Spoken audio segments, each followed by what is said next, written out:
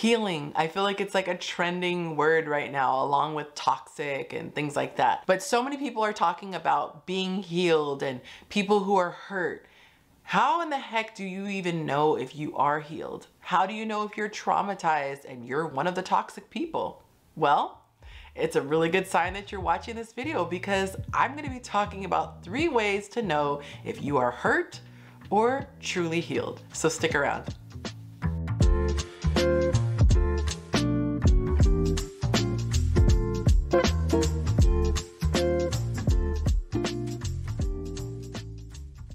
Hi, my name is Yonci and welcome to my channel, Chasing Yonci.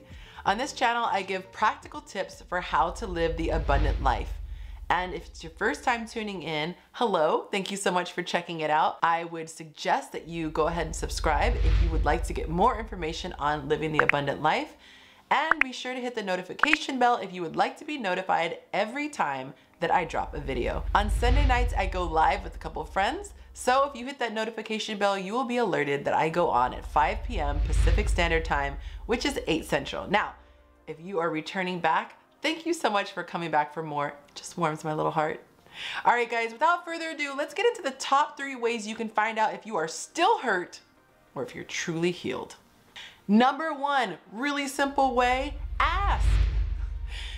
Touch base with the people who you care about the most and get their feedback. You can start with friends and family, but the most crucial people that you can ask are your exes. Now, side note, this does not mean go back to your ex if they were abusive in any way. If they were emotionally abusive, certainly not if they were physically abusive or sexually abusive, or if you dealt with a narcissist, do not by any means go back and communicate with them. You should be having no contact with them whatsoever.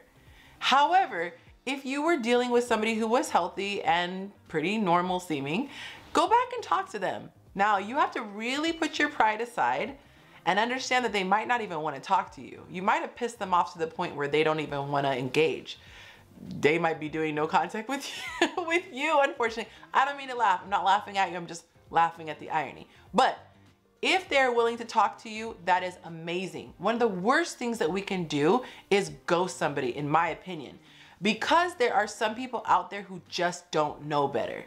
I have learned from all of my exes. I have learned so much, and I would not erase any of the experiences that I have had in dating because it's brought me to where I am today. Some people pissed me off to the point where I needed to level up myself. Other people showed me by example of what I wanted more of. Either way, I strongly recommend you humbly going to your exes and saying, look, I really want to take this self-help thing seriously. And I think that the best person to talk to is somebody that I've dated in my past. I'm going through my exes and I'm talking to them to see what I can do to improve. Let them know that you're not motivated by getting back with them. And if you are, check yourself, because that's not what we're here to do. But let them know what your motivation is and that it's coming from a place of wanting to truly heal. Make sure you thank them for your time, and worst thing to do is to argue. Don't argue. You're going in there to get information. And if you feel like you're not going to be calm enough to take this just sitting down, maybe ask them to leave you a video or a voice note so that you can listen on your own time and not feel too triggered. Number 2, we live in such an amazing time because self-help is just at our fingertips.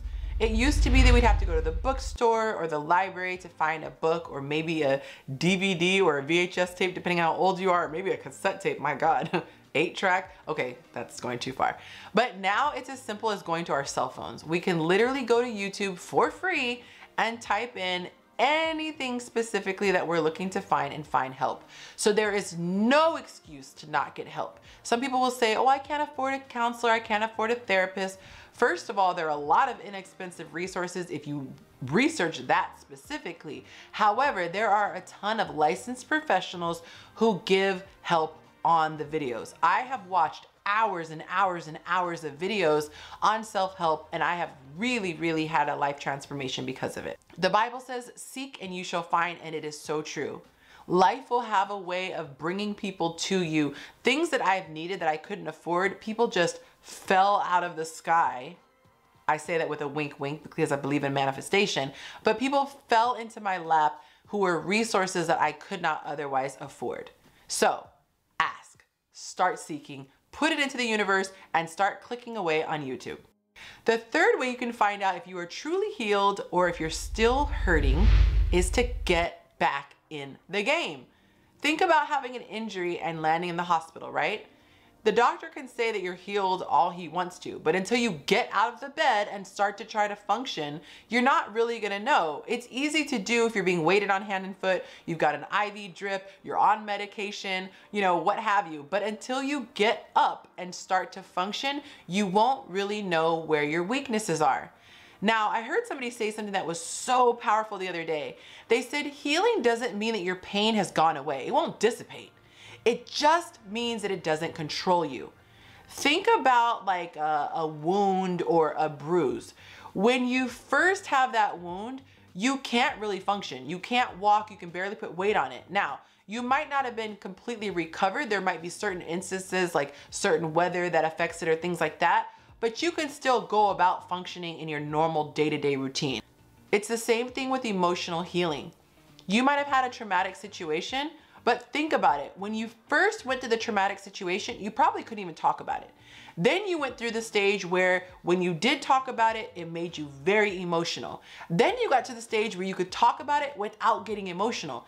It doesn't mean that the pain went away. It just means that the feelings are not as raw. You want to get to the place where your triggers from your past, because we all have them, don't delude yourself into thinking that you don't have a trigger, but we all have ways of responding to the trigger that is different from each person depending on their level of healing. Take, for example, somebody hanging up on me. That is a major trigger, and some can say that it stems from an abandonment issue. But whatever. I think it's mad disrespectful. The old me would have flown off the handle. I would have speed dialed that person right back. I would have texted something letting them know how I felt. The new me says, this is unacceptable, and now this is a person that I will no longer engage with.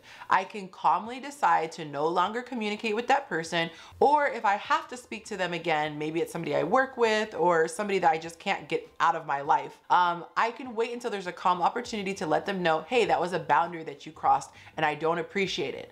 And if it's crossed again, these are the actions that will be taken. I'm now moving from a place of control. The difference is when your emotions control you, and I liken it to being on the ocean on a little tiny raft. You literally are at the mercy of the waves. If they're high, you're up. If they're low, you're down. You have no control. And that is the absolute worst place to be in life. When your emotions control you and you don't control your emotions. I challenge you to watch my video on mental discipline because I'm telling you this will change your life. The thing that I could not stand about relationships is that I couldn't control the other person.